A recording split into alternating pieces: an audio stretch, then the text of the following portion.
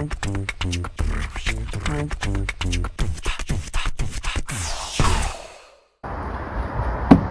vous présente ma nouvelle acquisition. Vous vous souvenez que mon vieux moteur d'annexe me causait bien des soucis. Alors j'ai investi dans un beaucoup plus récent, un petit Yamaha 2,5. Mais bon, même s'il a qu'une année et qu'il est très récent, qu'il a très peu tourné, je suis déjà embêté avec, puisque le redémarrage, il est laborieux, ça démarre, ça tient pas le ralenti, ça broute, pas excellent quoi. Je pensais que j'allais être tranquille, mais je crois que les soucis continuent. Donc on va aller voir un peu à l'intérieur ce qui se passe. On va lui faire un petit triple pontage, démontage du carbu et on va commencer par là. Allez, on ouvre. Donc capot retiré, réservoir retiré. Toujours bien de faire quelques vidéos, quelques photos, histoire de se rappeler le montage pour après. Donc c'est quand même différent du Mercury que j'avais. Et donc j'apprends un petit peu en même temps. C'est toujours la même logique, mais c'est pas forcément les mêmes montages. Donc là, le carburateur qui est ici. L'arrivée d'essence est ici. Là, j'imagine que c'est le petit filtre à air. Là, c'était le starter.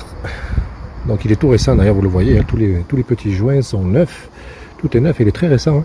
Comme quoi on peut fusiller le carburateur d'un petit moteur 4 temps avec du mauvais carburant, surtout du carburant avec de l'éthanol qu'on conserve un peu trop longtemps dans les cuves.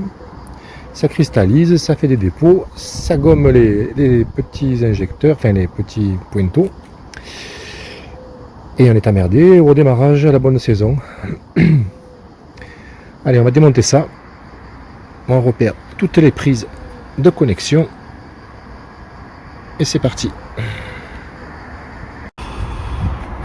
Donc voilà, le carburateur a été démonté.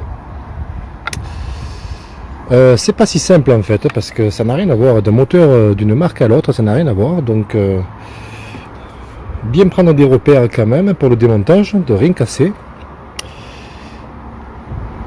Et bon, allez, petit carburateur donc est là. On va démonter ça et on va voir ce qu'il y a un peu à l'intérieur. Alors après le démontage de la cuve, quelque chose de très intéressant. Je ne sais pas si on va bien le voir. Je vais essayer de me mettre au soleil. Et au fond de la cuve, il y a énormément de dépôts. Énormément de dépôts verdâtres. Je ne sais pas ce que c'est. On dirait un peu de sable, c'est bizarre. Donc si ça c'est dans la cuve, on peut imaginer que dans les petits gicleurs, ça ne sera pas très propre non plus.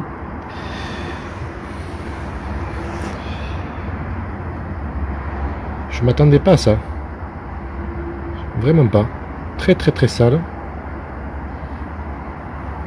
Je crois que le nettoyage il n'était pas inutile. Donc après avoir retiré le gicleur principal et l'émulsionnaire qui va derrière, ça va là. On peut se rendre compte aussi, je ne sais pas si vous verrez sur la vidéo, mais c'est tout vert de gris, pas très propre, des petits trous qui sont bouchés, des impuretés. Franchement, c'est pas terrible. Franchement, gros nettoyage à faire.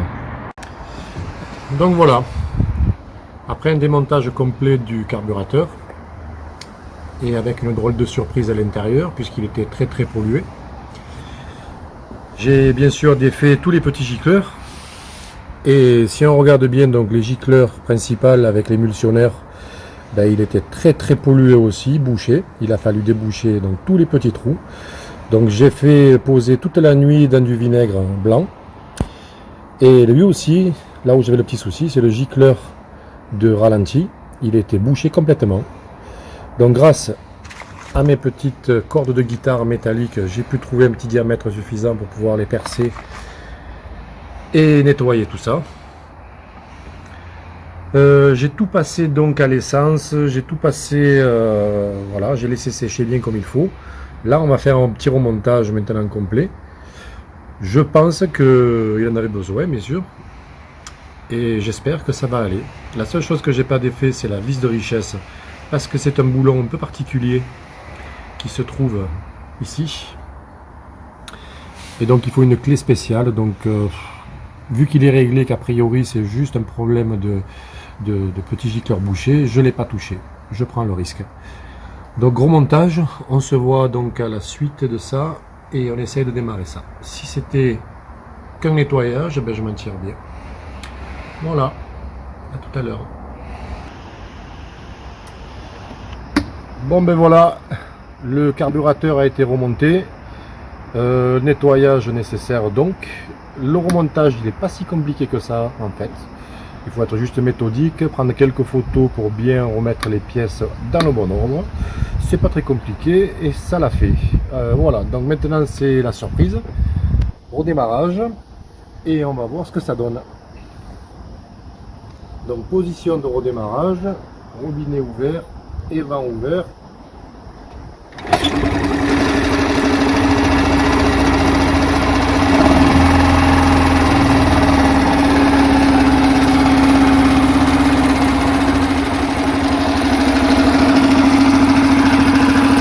Et là ça démarre super, le ralenti il est parfait. On va le laisser chauffer un petit peu, mais ça n'a plus rien à voir.